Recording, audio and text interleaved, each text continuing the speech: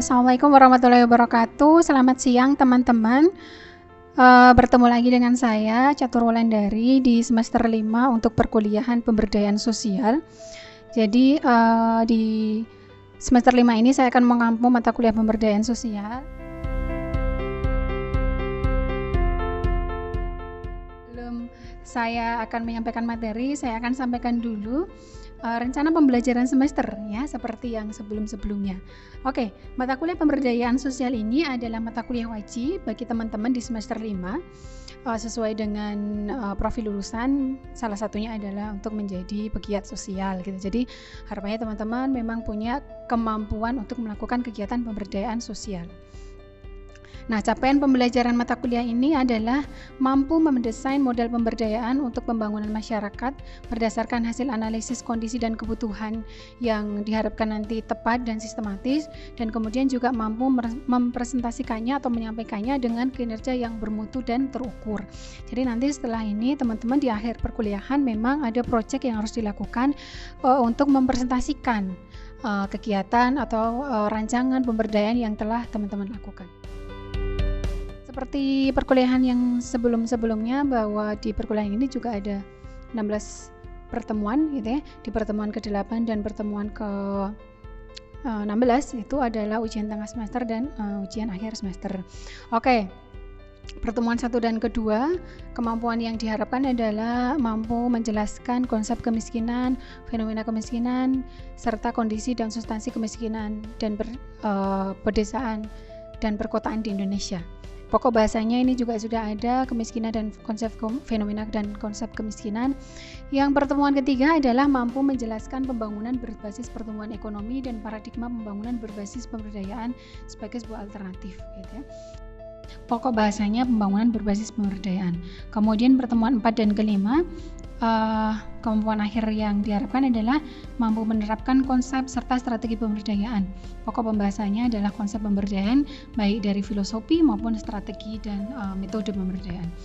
Yang selanjutnya pertemuan 6 dan ke-7 mampu mendemonstrasikan kualifikasi fasilitator pemberdayaan masyarakat serta cara untuk mengenali wilayah kerja fasilitator pemberdayaan. Jadi nanti teman-teman akan melakukan role play sebagai seorang fasilitator pemberdaya.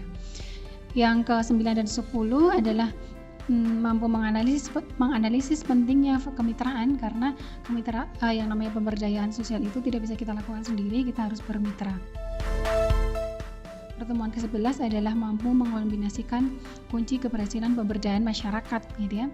Jadi kita analisis nih, kunci-kunci keberhasilan pemberdayaan masyarakat yang sudah pernah dilakukan sebelumnya itu seperti apa. Kemudian di pertemuan ke-12 dan ke-15 ini teman-teman menyusun program atau mendesain program pemberdayaan masyarakat, dan juga tentunya adalah menyusun karya ilmiah dan mempresentasikannya, jadi menyampaikan di hadapan teman-teman yang lain seperti apa. Kemudian tugas, ada 7 tugas, yang 1 sampai 6 ini tugas-tugas yang teman-teman lakukan yang melekat pada pertemuan kita, yang ini menjadi tugas mandiri gitu ya. Kemudian yang tugas 7 adalah tugas kelompok, jadi menganalisis kondisi masyarakat yang ada di sekitarnya, kemudian melakukan atau membuat desain pemberdayaan masyarakat.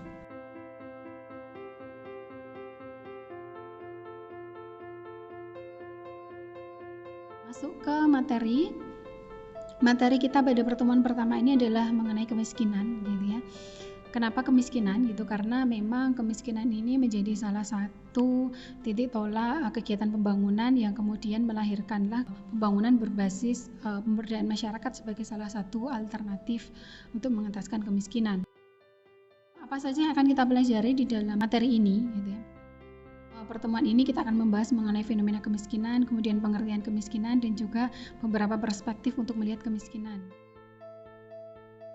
Nah, ini ada beberapa gambar nih yang berkaitan dengan fenomena kemiskinan. Barangkali mungkin masih ada di sekitar kita atau di sekitar teman-teman, nanti silakan dianalisis. Oke, selanjutnya ada beberapa istilah yang berkaitan dengan pelapisan masyarakat yang banyak diambil dari falsafah Jawa gitu ya. Misalnya kaula alit atau orang-orang alit atau orang-orang kecil gitu ya. Karena orang-orang miskin itu dulu disebut dengan orang-orang ya kecil gitu ya, orang-orang yang tidak punya kemampuan gitu, namanya kaum alit. Kemudian ada bidak pedarana, yaitu orang-orang yang tidak punya sopan santun. Ini ada asumsi bahwa orang-orang miskin itu biasanya tidak punya sopan santun, atau bisa saya balik ini pola berpikirnya, orang-orang yang tidak punya sopan santun itu bisa saja kita sebut dengan orang miskin. Yang selanjutnya adalah kelompok sendal jepit, ya, karena biasanya tuh orang-orang yang tidak mampu itu kan pakainya sendal jepit, meskipun sendal jepit juga sekarang banyak yang mahal. Kemudian ada kelompok marginal. Kelompok marginal ini adalah kelompok-kelompok masyarakat yang terpinggirkan karena dimensi-dimensi ekonomi, sosial, politik yang membuat mereka itu menjadi tidak punya akses untuk mengakses aset-aset atau sumber daya penting gitu, sehingga mereka terpinggirkan. Kemudian ada underclass atau ini berkaitan dengan pelapisan masyarakat, mereka yang berada pada lapisan sosial masyarakat yang paling bawah. Ada juga lower class atau masyarakat yang pendapatannya itu paling rendah. Nah, kemudian apa sebenarnya makna dari kemiskinan? What is poverty? Dalam falsafah Jawa ada 3, yaitu kurang sandang, artinya tidak punya pakaian yang cukup untuk menjaga kesehatan mereka, yang dipakai cuma itu saja.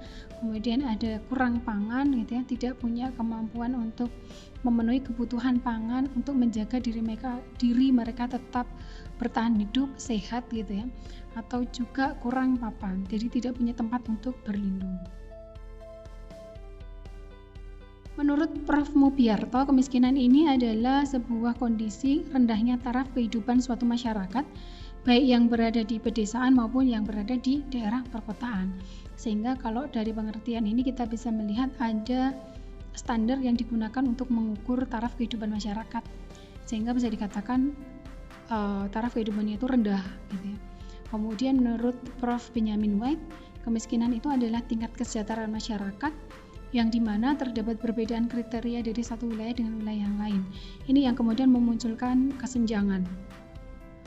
Yang selanjutnya menurut Jauhari Wirakarta-Kusuma, kemiskinan itu adalah pertambahan kesejahteraan penduduk di kota yang terus meningkat, sementara penduduk yang berada di desa relatif stabil atau bahkan menurun atau cenderung memburuk, sehingga terjadi gap kesejahteraan, terjadi gap atau kesenjangan yang sangat tinggi antara masyarakat kota dan pedesaan gitu ya. Kemudian menurut Depsos dan BPS, kemiskinan itu adalah bermakna bahwa ketidakmampuan kondisi individu untuk memenuhi kebutuhan minimum mereka untuk dapat bertahan hidup secara layak gitu. Yang selanjutnya menurut World Bank, kemiskinan itu adalah poverty is hunger.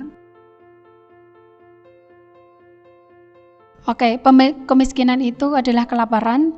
Kemudian yang kedua, kemiskinan itu tidak sakit dan tidak memiliki kemampuan untuk ke dokter gitu ya, untuk berobat.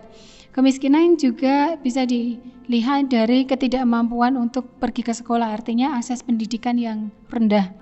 Yang selanjutnya adalah kemiskinan itu kehilangan anak karena sakit yang kemudian disebabkan oleh kondisi air yang tidak bersih. Dan yang terakhir adalah kemiskinan ini powerlessness, jadi tidak punya kemampuan atau tidak punya kekuatan untuk mengartikulasikan, menyampaikan kepentingan mereka dan tidak punya kebebasan untuk melakukannya.